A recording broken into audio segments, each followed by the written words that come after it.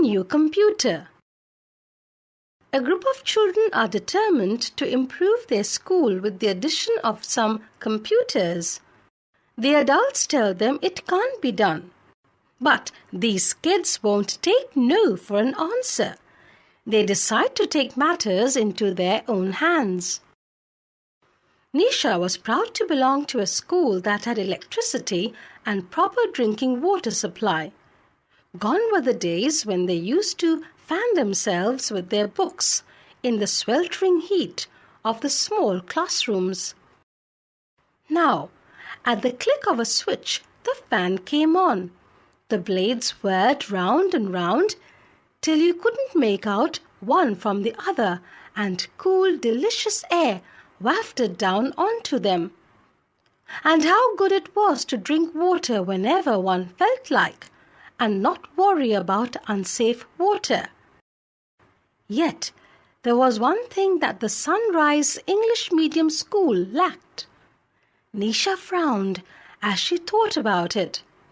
All the big schools in Pune had computers, but their school did not. How wonderful it would be to have one, though.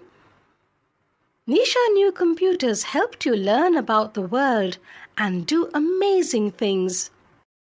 Let's ask the school to give us one, said Divya. We need to learn how to use the computer like everyone else. Yes, agreed Adesh. Huma looked troubled. But doesn't it cost a lot of money? Will they be able to buy it for us? They are trying to improve the school, aren't they? Ankur retorted. So why won't they agree? The students were in for a shock, though. They had put their demands confidently across, and Mr. Shukla had agreed that computer education was really useful. But we don't have the money for it, he said firmly. The school is short of funds, and even a single computer will cost a lot of money. But we need one, protested Nisha. Every school has one, so why should we be left behind? All right, Mr. Shukla smiled. If you want a computer so badly, then why don't you raise the money for it? He looked around at the eager faces before him and wondered whether they would take up the challenge. Let's do it, added Divya. We can ask for donations. Everyone will give money, Adesh added. Parents, neighbors, will ask everybody. A week later, Mr. Shukla looked at his disappointed class. They had been to almost every household in the area. They talked about their plans of improving the school and begged for contributions. The adults were sympathetic, but it was a poor neighborhood, and there was little money to spare. The children were disappointed when they discovered that their best efforts had got them only rupees 3,000. They didn't need Mr. Shukla to tell them that it was not enough to buy a computer. Never mind, Mr. Shukla consoled them. At least you tried, and maybe one day you will be able to get one. Let's see what happens. Rage flared up in Nisha's heart.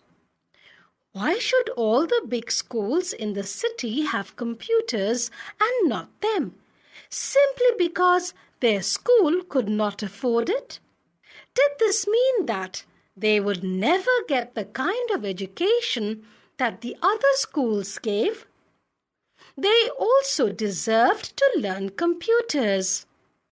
Later, she discovered that Huma and her other friends were equally upset. We should keep trying, she said stubbornly. We'll have to think of more ideas. Like what? Ankur sounded doubtful. Unless we ask the computer shop to give us one for free. Or we could buy an old one. They would sell that at a lower price. Adesh sounded hopeful again. We still don't have enough. sighed Divya. How much can we do with rupees 3,000? Nisha had been thinking hard. How about using the money to get some more? She said slowly. Huma snapped her fingers. I think I know what you mean. We use the money as an investment to help us make more, right? Nisha nodded, and they all sat cudgeling their brains. When the idea finally struck them, they wondered why they hadn't thought of it earlier. They would hold a fair at their school to raise the money. Both Mr. Shukla and another teacher, Sandeep Malareddy, liked the idea. The principal, Sharda Chauhan, also agreed. The idea spread like wildfire.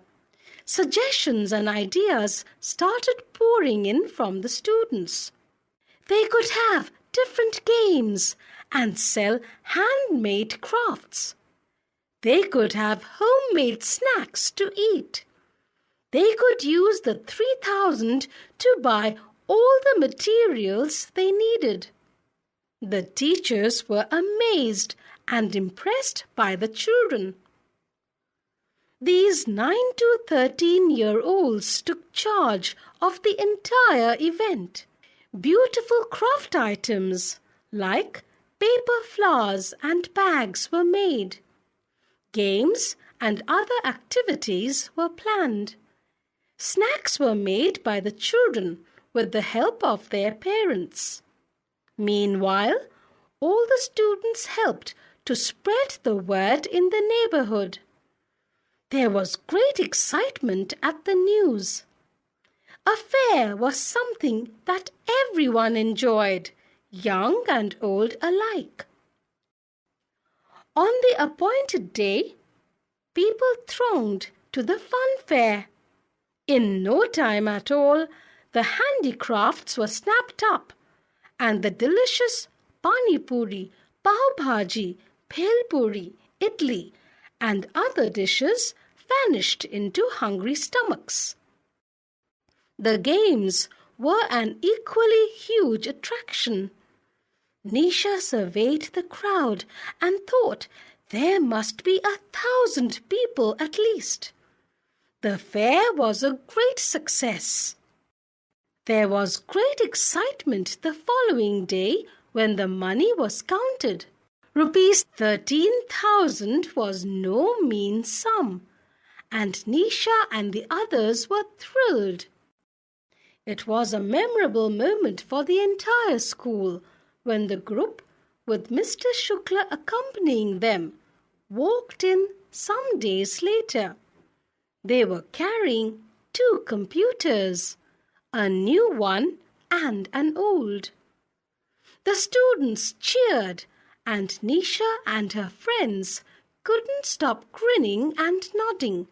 They had achieved what they had set out to do.